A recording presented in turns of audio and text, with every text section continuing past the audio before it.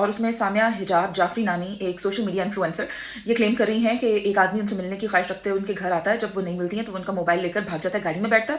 جب وہ اپنا سیل فون لینے کے لیے جاتی ہیں تو وہ آدمی اس کے اوپر زد و کوب کرتا ہے, اس کو مارتا ہے, اور جس برے طریقے سے وہ آدمی اسے مار رہا ہے وہ آپ دیکھ سکتے ہیں.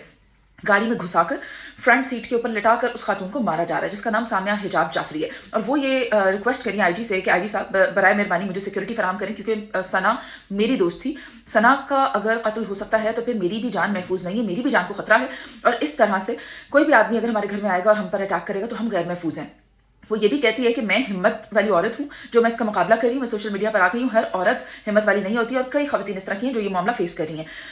سامیہ حجاب جعفری کی اب میں بات کرنا چاہتی ہوں. میں اس آدمی کی بات نہیں کری کیونکہ وہ سامیہ کر چکی ہیں. میں نے یہ جاننے کے لیے کہ سامیہ کون ہے, جب سامیہ کی پروفائل پہ کلک کیا تو وہاں لکھا ہوا تھا ذوق شاعری رکھتی ہوں اور اگر آپ کو بھی شاعری پسند ہے تو پھر بسم اللہ.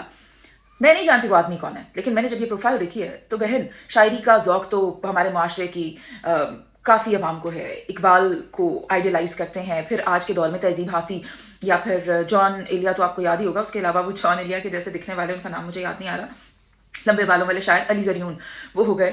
تو ہمارے معاشرے میں تو شاعری سے محبت کرنے والے بہت سارے لوگ ہیں. تو پھر آپ کی پروفائل کیا سب کو بسم اللہ کر رہی ہے؟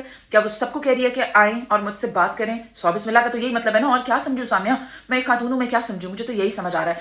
نہ صرف یہ, پھر آپ اپنی پروفائل کے اوپر ریلیشن شپس کے اوپر بات کرتی ہیں تو لوگوں کو تو ریلیشن شپ ایڈوائس چاہیے ہوگی, وہ تو پھر رجوع کریں گے آپ کی پروفائل کی طرف. پھر اتنا ہی نہیں, میں وہ بات نہیں کری جو عمران خان نے کی تھی کہ خواتین کا لباس بہتر نہیں ہوگا تو آدمی ان کو اٹیک کریں گے, لیکن آپ کی پروفائل میں آپ کا لباس بہت زیادہ اپیلنگ ہے, بہت اچھا ہے, بہت خوبصورت ہے.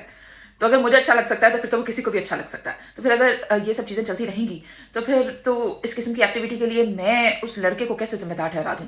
وہ لڑکا ہو سکتا ہے برا, مگر اس کا پرسپیکٹیو ابھی منظر عام پر نہیں آیا کہ وہ کہنا کیا چاہتا ہے. ہو سکتا ہے اس کو بھی شاعری پسند ہو اور آپ کے پاس اس کی شاعری کا کوئی کلپ موجود ہو, کچھ بھی ہو سکتا ہے, ہمیں نہیں پتا. آپ نے نہیں بتایا کہ وہ اس نے موبائل لیا تو اس نے کیوں لیا.